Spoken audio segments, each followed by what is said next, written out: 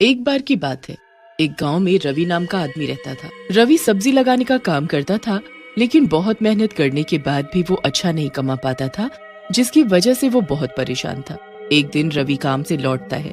घर पर उसकी पत्नी गंगू उसका इंतजार कर रही थी। आज तो बहुत देर हो गई जी, कहाँ रह गए थे? क्या हुआ? तुम्हें क्या लगता है मैं फालतू में घूमता रहता हूँ? अरे काम पर गया था, लेट हो गया। जब देखो जासूसी करती रहती हो मेरी। रवि की बात सुनकर गंगू कहती है, अरे आप तो फिजूल में गुस्सा कर रहे हैं, मैं तो बस आपकी चिंता कर रही थी। तभी रवि के बच्चे पिंकी और राहुल वहाँ आ जाते हैं और रवि से बोलते हैं, पापा कल हमारा स्कूल पिकनिक पर ले जा रहा है, मैं भी जाऊँ क्या? कहीं नहीं जाना है पिंकी, चुपचाप घर पर बैठो और पढ़ाई करो। वैसे भी हमारे पास पैसे नहीं हैं। पापा, आपके पास तो कभी पैसे नहीं रहते। एक छोटी सी फरमाइश की है हमने, आप वो भी पूरा नहीं कर सकते? राहुल की बात सुनकर रवि को गुस्सा आ जाता है और वो रवि को जोर से थप्पड़ मार देता है। ये देख गंगू भी गुस्से में आ जाती है और रवि को धक्का देते हुए बोलती है, तुम्हें जरा सी भी अकल नहीं है क्या? अगर तुम अच्छा नहीं कमा पाते हो तो इसमें इन बच्चों की क्या गलती है? अगर दोबारा मेरे बच्चों पर हाथ उठाए ना तो मुझसे बुरा कोई नहीं होगा। गंगू की बात सुनते ही रवि आग बबूला हो जाता है। मुझसे जुबान लड़ाती है, अभी मजा चखाता हूँ। लेकिन रवि गुस्से में गंगू को कुछ ज्यादा ही मार देता है, जिसकी वजह से गंगू बेहोश हो जाती है और मर जाती है। ये देख राहुल बोलता है, बस करें पापा, मम्मी बेहोश हो गई है। हम आगे से आपसे कुछ नहीं मांगेंगे, आप मम्मी को छोड़ दो। राहुल और पिंकी की बात सुनकर रवि रुक जाता है और नीचे गिरी गंगू के पास जाता है और उसे देखता है, लेकिन गंगू मर चुकी होती है। ये देख रवि डर जाता है। ये गंगू तो मर गई। मैं क्या करूं? पुलिस मुझे नहीं छोड़ेगी, मैं क्या करूं? अपनी मरी हुई माँ को देखकर राहुल और पिंकी गुस्से में आ जाते हैं। पिताजी, आपने ये सही नहीं किया, आपने माँ की जान ले ली। हम अभी पुलिस को बुलाकर आपको पकड़वाते हैं। राहुल की बात सुनकर रवि और भी ज्यादा घबरा जाता है और वहाँ से भाग जाता है। राहुल और पिंकी अपनी माँ गंगू के पास खड़े रोते रहते हैं। गांव वालों को राहुल और पिंकी कुछ नहीं बताते और गांव वाले गंगू का अंतिम संस्कार कर देते हैं। लेकिन रात में, राहुल भैया मुझे अकेले घर में बहुत डर लग रहा है और भूख भी लगी है। पिंकी की बात सुनकर राहुल बोलता है, पिंकी, डरने की क्या बात है? मैं हूँ ना, मेरे रहते तुम्हें चिंता करने की कोई जरूरत नहीं है। तुम रुको, मैं आता हूँ। राहुल खाने की तलाश में घर से बाहर निकल जाता है, लेकिन उसे कुछ भी नहीं मिलता और वो खाली हाथ वापस आ जाता है। लगता है पिंकी, हमें आज खाली पेट ही सोना पड़ेगा। मुझे बाहर कुछ भी नहीं मिला और घर पर भी कुछ नहीं है। राहुल की बात सुनकर पिंकी बोलती है, तुम चिंता मत करो भैया, मुझे अब भूख नहीं लगी है। फिर राहुल और पिंकी सिर्फ पानी पीकर सो जाते हैं। रात में घर पर जोरों से दस्तक होती है। राहुल और पिंकी नींद से उठ जाते हैं। फिर राहुल जाकर दरवाजा खोलता है। दरवाजे पर गंगू की आत्मा खड़ी होती है। गंगू की आत्मा को देख राहुल खुश हो जाता है। गंगू की आत्मा घर के अंदर आ जाती है। पिंकी भी अपनी माँ की आत्मा को देखकर खुश हो जाती है और गंगू की आत्मा से लिपट जाती है। गंगू की आत्मा भी अपने बच्चों को देखकर रोने लगती है और बोलती है, सही कहा मेरे बच्चों, मैं तुम्हें छोड़कर कहीं नहीं जा पाई और देखो भगवान ने भी मुझे वापस भेज दिया है तुम्हारे पास। फिर गंगू अपने पास से राहुल और पिंकी को रोटी देती है। दोनों भरपेट खाते हैं और सो जाते हैं। अगली सुबह गंगू राहुल और पिंकी को लेकर दूसरे गांव में चली जाती है और रूप बदलकर अंडे की रेडी लगाने लगती है। मैं उस गांव से तो बाहर आ गई हूँ भगवान, ताकि मुझे कोई पहचान ना सके। हे भगवान, मेरी मदद करना ताकि मैं अपने बच्चों को अच्छे से रख पाऊँ। फिर गंगू रोज अंडे की रेडी लगाती और अंडे और ऑमलेट बना बना कर बेचती। उसके ऑमलेट और अंडे बहुत ही ज्यादा स्वादिष्ट होते, जिसकी वजह से दूर दूर से लोग उसके पास आने लगे। गंगू बहन, तुम जो ऑमलेट बनाती हो बहुत ही स्वादिष्ट होता है। मैंने उतना बढ़िया ऑमलेट कभी नहीं खाया। गांव वाले की बात सुनकर गंगू की आत्मा बोलती है, सही में भैया, लेकिन मेरे पति को तो मेरे हाथ का खाना पसंद नहीं है। अच्छा बहन, माफ करना, आपके पति को फिर कुछ नहीं आता जाता, उसे नहीं पता स्वाद का। हाँ। जैसे जैसे समय बीतने लगा गंगू की कमाई बढ़ने लगी और राहुल और पिंकी भी खूब खुश रहने लगे। लेकिन शायद उनकी किस्मत में ज्यादा दिन खुश होना नहीं लिखा था। गंगू से जलने वाले भी बहुत हो गए थे। एक दिन राणा नाम का दूसरा रेडी वाला अपने दोस्त काला से बोलता है, जब से ये गंगू यहाँ रेड़ी लगाने लगी है तब से हमारी बिक्री बंद हो गई है। पता नहीं मनहूस औरत लोगों पर क्या जादू करती है। मन तो करता है इसका गला दबा दूं। सही कह रहे हो भैया, चाहता तो मैं भी यही हूँ। जब से आई है हमारी तो कमाई ही बंद करवा दी। फिर काला और राणा गंगू को मारने का प्लान बनाते हैं और एक आदमी को गंगू को मारने के लिए बुलाते हैं। वो आदमी कोई और नहीं बल्कि रवि होता है, जो कि एक गुंडा बन चुका होता है।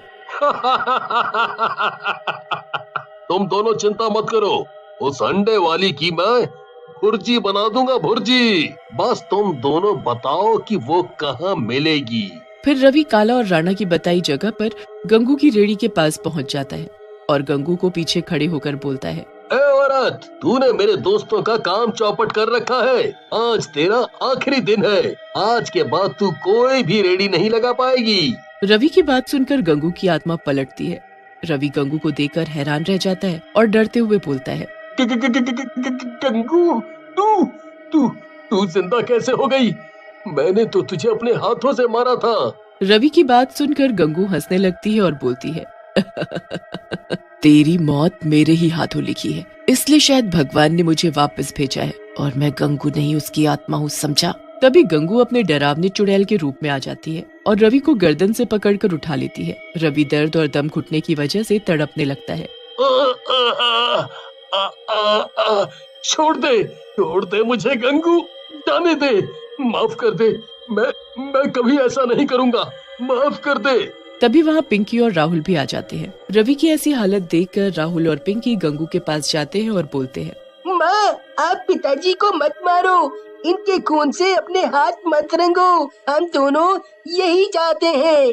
पिंकी और राहुल की बात सुनकर गंगू रवि को दूर फेंक देती है और बोलती है, देखा दुष्ट, तेरे इतना बुरा करने पर भी मेरे दोनों बच्चे तेरी जान बचाना चाहते हैं, जा यहाँ से चला जा।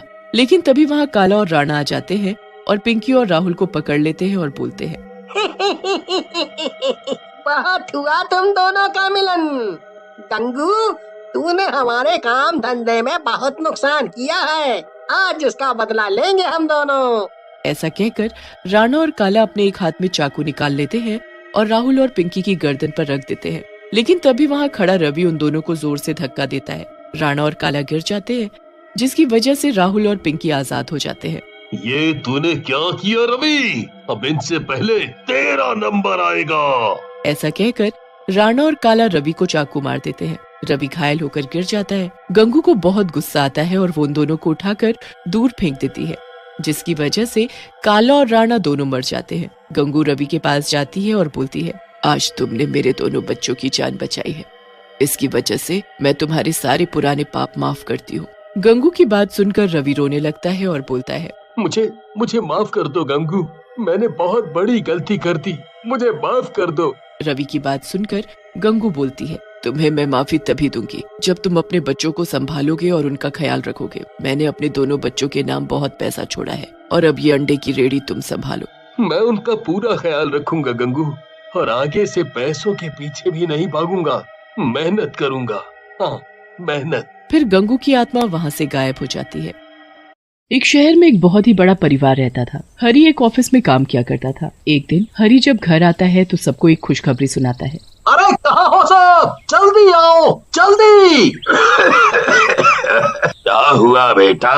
क्या हुआ हरी, क्यों शोर मचा रहे हो? अरे वाह बाबूजी, बात ही कुछ ऐसी है कि क्या बताऊं। पहले जरा विमला को आने दो, फिर बताता हूँ। हाँ जी, मैं भी आ गई, अब बताओ क्या हुआ। जिस घर के लिए मैं 4 साल से केस लड़ रहा था, वो आज मैं जीत गया। क्या सच में? हे भगवान, ये तो बहुत ही खुशी की बात है। हाँ, अब हमें इस छोटे से घर में नहीं रहना पड़ेगा। हाँ माँ, अब तो अगले हफ्ते ही हम उस नए घर में शिफ्ट हो जाएंगे। वो घर सालों से बंद पड़ा है, तो उसमें अभी कुछ काम करवाना पड़ेगा, बस। कोई नहीं जी, इतने साल इंतजार किया है तो कुछ दिन और सही। हरी अपने उस घर की मरम्मत करवाने लगता है। वो घर काफी बड़ा होता है और उसमें बहुत सारे कमरे और एक सुंदर सा बगीचा भी होता है। हरी तो बस दिन गिन रहा होता है कि कब वो अपने परिवार के साथ उस घर में शिफ्ट होगा। उस घर को ठीक करने के लिए हरी ने कुछ लोगों को काम पर लगा रखा होता है। एक दिन जब उस घर में काम चल रहा होता है तो हरि को अपने पीछे एक परछाई महसूस होती है। वो जल्दी से पीछे मुड़कर देखता है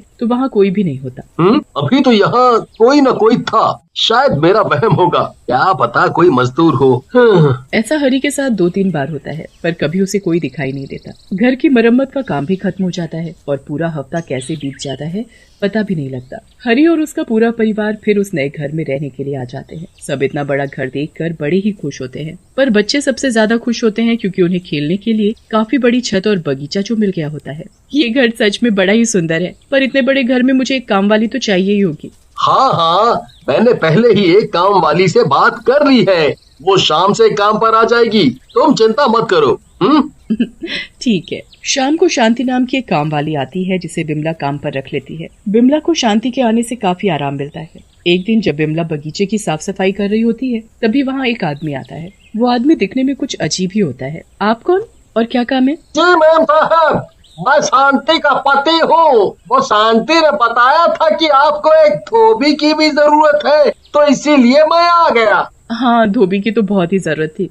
काफी कपड़े हो गए हैं, ऊपर से पर्दे, चादर और जाने क्या क्या। मेरे तो बिल्कुल बस का नहीं है जो मैं इतने कपड़े धो पाऊँ। आपको चिंता करने की जरूरत नहीं है, मैं सब कपड़ा फटाफट धो दूंगा। आप बस मुझे कपड़े लाकर दे दो। ठीक है, मैं अभी लेकर आई। बिमला अंदर से कपड़े लाती है और उन सब कपड़ों की एक गठरी बनाकर उस धोबी को देने लगती है। देखो, कपड़े बिल्कुल अच्छे से चमकने चाहिए। मेरे पति को गंदे कपड़े जरा भी पसंद नहीं है। अरे मैम साहब, आप परेशान न हो, मैं बहुत अच्छे से कपड़े धोऊंगा। हाँ। बिमला अब जाकर चैन की सांस लेती है। उसे शांति और धोबी की वजह से बड़ा ही आराम मिलता है। शांति अपनी सफाई में लग जाती है और धोबी भी कपड़े लेकर वहाँ से चला जाता है। बिमला आराम से बगीचे में जाती है क्योंकि उसे तो घर का कोई काम करना ही नहीं पड़ता। कुछ देर बाद धोबी वापस आ जाता है। बिमला दोबारा उस धोबी को आते देख हैरान होती है। हे भगवान, ऐसा ना हो कि ये कपड़े धोने को मना कर दे। ये लीजिए मैम साहब, आपके कपड़े। अरे भैया, क्या बात हो गई? आपको पैसे कम लग रहे हैं तो मैं कुछ पैसे भी दे सकती हूँ, पर आप ऐसे कपड़े धोने से मना मत करना। आप ये कैसी बात कर रही हो मैम साहब, मैं तो कपड़े धोकर ही लेकर आया हूँ। कपड़े धोकर भी ले आए? पर तुम अभी तो कपड़े लेकर गए थे, तो इतनी जल्दी कैसे कपड़े धुलकर सूख भी गए? अरे मैम साहब, मैं बहुत ही फटाफट काम करता हूँ, यही तो खूबी है मेरी। चलो अच्छी बात है, मैं तुम्हारा हिसाब महीने के आखिर में किया करूँगी। बाकी तुम कपड़े लेने हर 2 दिन बाद आ जाया करना। कभी अगर कपड़े नहीं हुए तो मैं शांति को बता ही दूंगी। नहीं नहीं मैम साहब, उसको नहीं बताना, मैं खुद ही आ जाया करूँगा। कपड़े हुए तो ठीक और नहीं भी हुए तो भी ठीक। अब तो हर 2 दिन बाद वो धोबी कपड़े लेने आया करता, पर वो कुछ ही देर में कपड़े धोकर वापस भी ले आता था। बिमला को ये बात बड़ी अजीब लगने लगी थी। गर्मियों हो या ठंड, पर कोई भी कैसे इतनी जल्दी कपड़े धोकर और उन्हें सुखाकर वापस ला सकता है। एक दिन इस बारे में शांति को बोल ही देती है।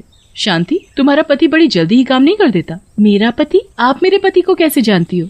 कैसी बातें कर रही हो शांति, तुम्हें तो पता ही है कि वो हमारे कपड़े धोता है। मेरे पति कपड़े धोता है? ये आप क्या बोल रही हो मालकिन? मेरा पति तो दूध बेचता है, वो कब से कपड़े धोने? अरे पर तुमने ही तो उसे यहाँ भेजा था। आप ये सब क्या बोल रही हो मेम साहब? मैं उसे क्यों यहाँ भेजूंगी? वो दूध बेचता है और सुबह से शाम तक शहर से बाहर रहता है। उसे तो आपके घर का रास्ता भी नहीं पता, तो वो यहाँ कैसे आ सकता है? वो तुम्हारा पति नहीं है तो आखिर ऐसे झूठ बोलकर कौन हमारे घर आ रहा है? मुझे इसका पता लगाना ही होगा। एक तो मुझे पहले से ही अजीब लग रहा था क्योंकि कोई भी 10 मिनट में ढेर कपड़े धोकर और उन्हें सुखाकर कैसे ला सकता है? 10 मिनट में? क्या बात कर रही हो मेम साहब? मुझे तो जरूर ये राजू ही लग रहा है। राजू? ये राजू कौन है? वो एक धोबी था मेम साहब। एक दिन जब वो नदी के पास बैठकर कपड़े धो रहा था तो अचानक जाने कहां से वहाँ एक मगरमच्छ आ गया और उसे खा गया। उसके मरने के बाद भी बहुत बार लोगों ने उसी जगह किसी को कपड़े धोते देखा है, जबकि वहाँ तो कोई धोबी नहीं जाता। मुझे तो तुम्हारी ये बात सुनकर बहुत ही डर लग रहा है। अगर वो कोई भूत है तो अब मैं क्या करूंगी? आप घबराओ मत मेम साहब। एक काम करो, आज या कल जब भी वो धोबी कपड़े लेने आएगा तो बिल्कुल वैसे ही रहना जैसे आपको कुछ पता ही नहीं है। उसके बाद आप और मैं उसका पीछा करके देखेंगे कि आखिर में वो सच में भूत है भी या नहीं। हाँ, ये सही तरीका है। पर तुम मेरे आसपास ही रहना क्योंकि मुझे बहुत ही डर लग रहा है। आप चिंता मत करो मेम साहब, मैं आपके आसपास ही रहूंगी। अगले दिन जब शांति और बिमला दोनों रसोई में काम कर रहे होते हैं तभी कोई बेल बजाता है। बिमला और शांति दोनों चौंक जाते हैं। लगता है वही धोबी आया है। इस वक्त वही आता है। आप डरो मत और जाकर दरवाजा खोलो। बिमला और डरते डरते बाहर जाकर दरवाजा खोलती है तो सच में वही धोबी बाहर खड़ा होता है। बिमला के तो होश ही उड़ जाते हैं। वो डरते डरते उससे पूछती है, तुम आ गए? हाँ मैम साहब, अब जल्दी से मुझे कपड़े लाकर दे दो। बिमला जल्दी से अंदर जाती है और ढेर सारे कपड़े लाकर धोबी को दे देती है। उसके बाद धोबी वहाँ से चला जाता है। धोबी के निकलते ही बिमला शांति के पास जाती है। और फिर दोनों मिलकर उस धोबी का पीछा करती हैं। धोबी कुछ ही दूरी पर जाकर एक भूत में बदल जाता है। हे भगवान, ये तो सच में भूत ही है। मैंने आपसे कहा था ना मेम साहब कि मुझे वो राजू का भूत ही लग रहा है। देखो मेरी बात सच हो गई। हाँ शांति, ये तो सच में भूत निकला। मुझे तो कभी शक ही नहीं हुआ था। खैर अब हम क्या करें, ये भूत मेरे ही घर क्यों आता है और चाहता क्या है? वो तो हमें इसके पीछे पीछे जाना पड़ेगा, तभी शायद कुछ पता चले। शांति और बिमला दोनों भूत का पीछा करती हुई नदी तक पहुंच जाती है। वहाँ भूत सारे कपड़े लेकर एक किनारे बैठ जाता है और फिर उनको पटक पटक कर धोने लगता है। शांति और बिमला दोनों एक पेड़ के पीछे छिपकर ये सब देख रही होती हैं। बस एक दिन और बाकी है, कल अमावस की रात है। कल हरी के कपड़े धोने के बाद रात को मुझे उस आदमी का शरीर मिल जाएगा। फिर मुझे भूत की जिंदगी जीने की कोई जरूरत नहीं है। हे भगवान, ये भूत क्या बोले जा रहा है? ये तो मेरे पति के कपड़ों पर जादू कर रहा है ताकि उनके शरीर पर कब्जा कर सके।